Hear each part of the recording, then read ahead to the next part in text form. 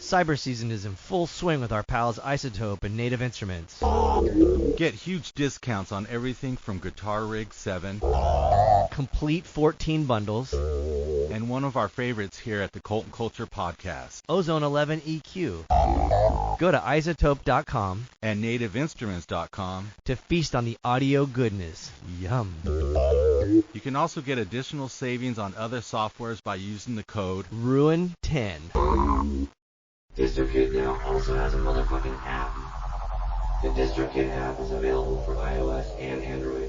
You can download it at distrokid.com/app/, or you can get it in the App Store. Call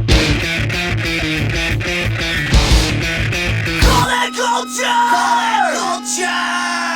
Cult and Culture with Justin Pearson.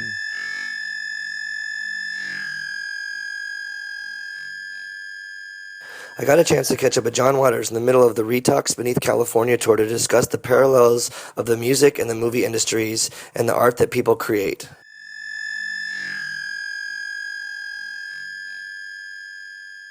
So you loosely made this comment saying that if you want to do art on your own terms, be it, whatever, however obscure you want to be, you have to do it for 40 years as an intern for yourself. No, till you're 40 years old, maybe. Not for 40 full years. For 40 years. Well, first of all, you need to have somebody like it. Even in the beginning, they can all hate you.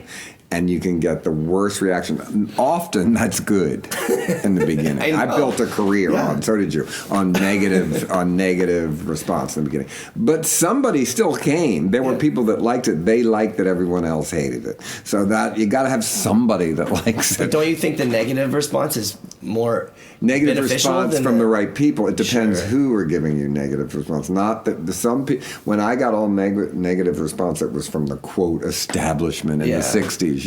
So that's what you wanted, but the people that came and liked it, that were laughing, were like insane hippies that hated hippies. That's who, because my movies were made to offend hippies. Yeah. Even though I was a liberal, I looked like a hippie, I was a yippie, but still, I was in that culture, certainly, So we made movies to offend the very people that came to see them in a humorous way and to test their limits. But no one had the guts to do that. I don't know about guts. I didn't know what else to do. I didn't think I was brave. I was just trying to make myself laugh, and other people like me. It was like pothead humor for people that were pissed off and, were sick of peace and love. And so, but then you have to have somebody has to like it. The public, the press can hate it, the critics can hate it, but somebody has to like it. But each time you get a little more. I mean, I certainly never had any overnight success in any way. Things gradually went up and down, like growth stocks. So, I mean, if somebody asked me what changed your life over the night, Pink Flamingos played all over the country and never played in New York. And finally, they let us play one night at the Elgin Cinema, midnight. 40 people came. They said, you have one more weekend. We went the next week. There was a line around the block. My life changed that night. My life changed when Hairspray won the Tony. And probably my last changed again when my last book made the New York bestseller list for a long time. Those 3 nights made things change. But I did a million other things. Yeah. And they were all good too, but it was up and down, up and down, up and down. None of my movies ever were that big a hits at the box office. Even Hairspray. I mean, Divine died a week after it opened. That didn't help the box office for a comedy. Yeah. Crybaby wasn't a hit when it came out. But today, more people have seen Crybaby than any movie ever made because of television and Johnny Depp. But whoever thought my movies would ever So Crybaby is bigger than Hairspray? I believe all over the world. It plays constantly on television all over the world. But whoever thought any of those movies, Pink Flamingos plays on television sometimes. Who would ever have imagined that would be possible on TV. To play?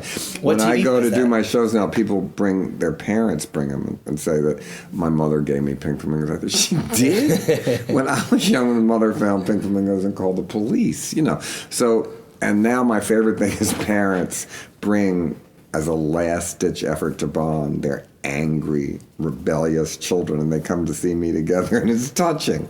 And, they're with their daughter who has a big tattooed face and is pissed off with a straight mother, and they're holding hands, like, trying to hear me talk about anal blossoms. And that's how it's a last-ditch effort to bond. Well, so then I don't know if it works because I leave town. But it happens a lot now. But I brought my mom to see you, so it's I know. I think reverse. it's weird. Yeah, it's weird. You're trying to, yeah.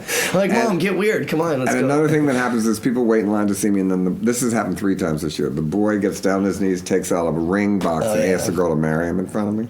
I don't get it.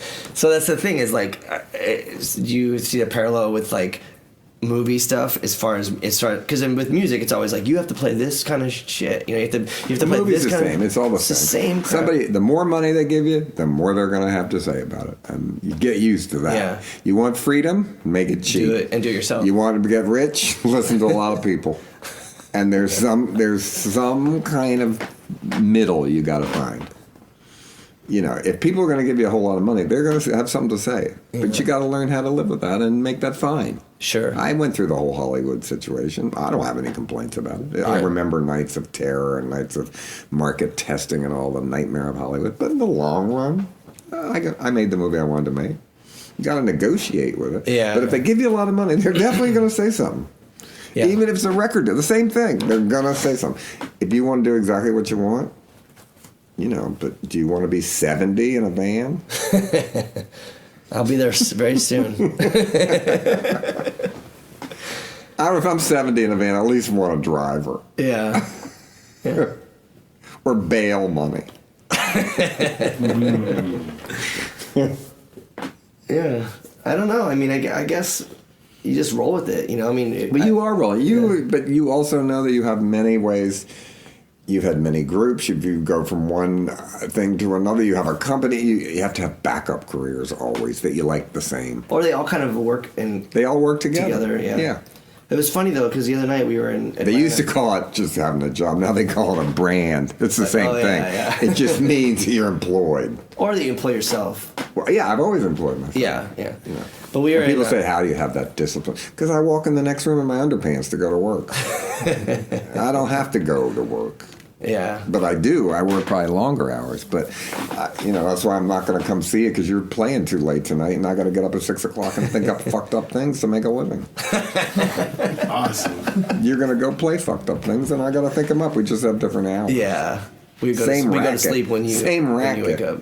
It is the same racket. Yeah. That was Cult and Culture with Justin Pearson.